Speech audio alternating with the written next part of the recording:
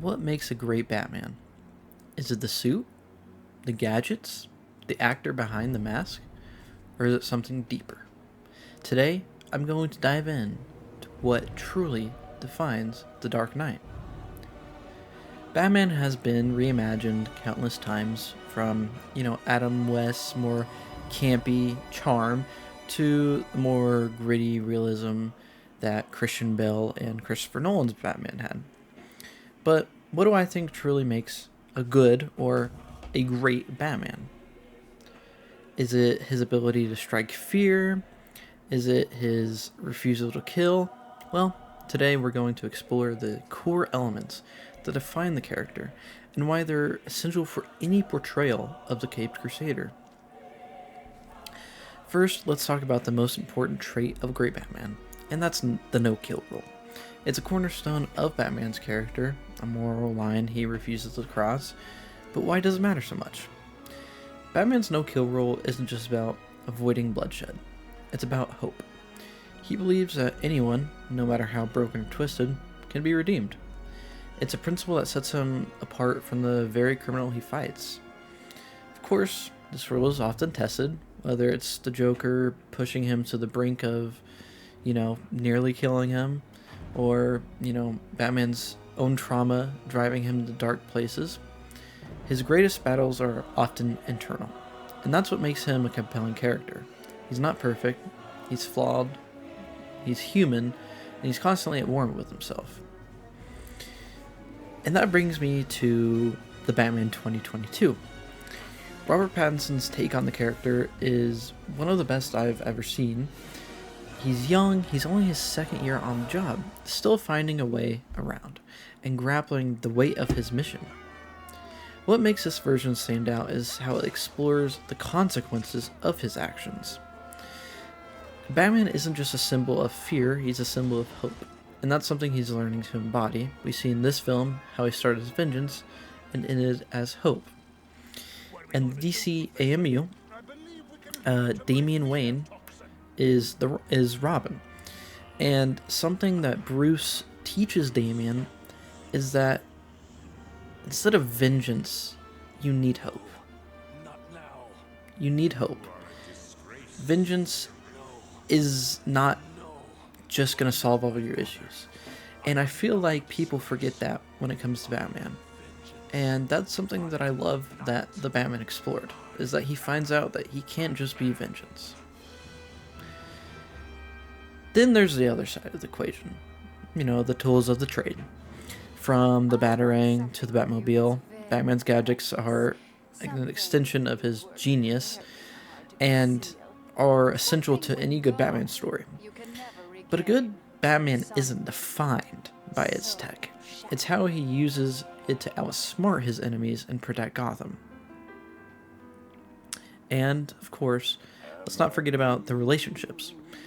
Batman is often portrayed as alone, moody, sticks inside, that's all he does. But an important side to Batman is his connections with Alfred, Commissioner Gordon, any of his Robins, Batgirls. That is a very important to a Batman character, and I feel like it doesn't get explored enough, especially in the Nolan trilogy. He's really just this brooding guy that does nothing, in my opinion.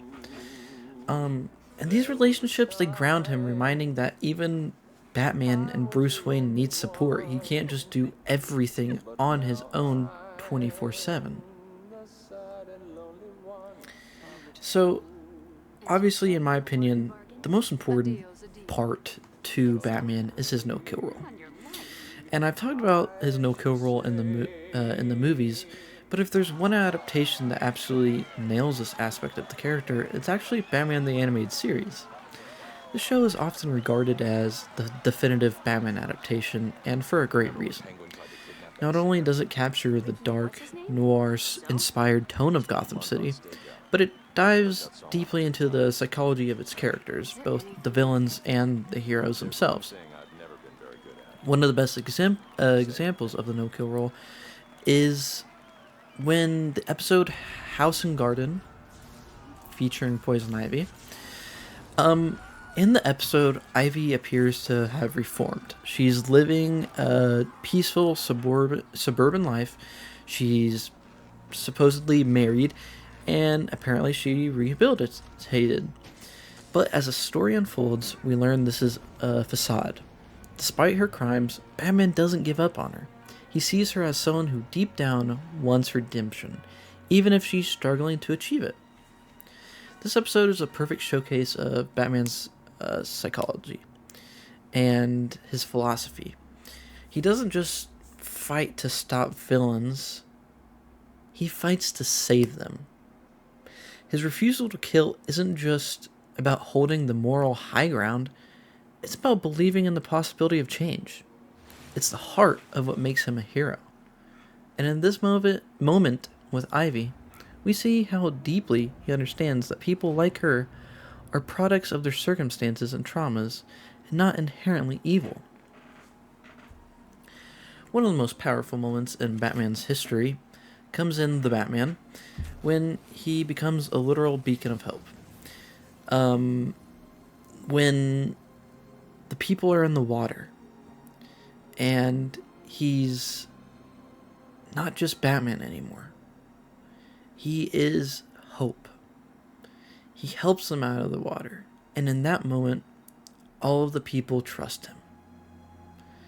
He's a symbol, a leader, and a reminder that even in the darkest times, there's a way forward. And that's the beauty of Batman.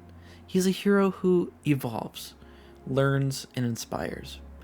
Every great portrayal of Batman captures this essence, whether it's through his moral code, his intellect, or his unwavering determination. So what makes a great Batman? Is it his humanity? His code? Well, in my opinion, it's his belief that anyone can be redeemed. And while I always love The Batman for its gritty, grounded take, Batman the Animated Series does it the best. It's more than just a show, it's a masterclass in storytelling and, in my opinion, the definitive portrayal of what makes the Dark Knight a true hero. So, let me know in the comments, what is your favorite Batman adaptation and why? If you enjoyed this breakdown, please hit the like button, subscribe, and I'll see you in the next video.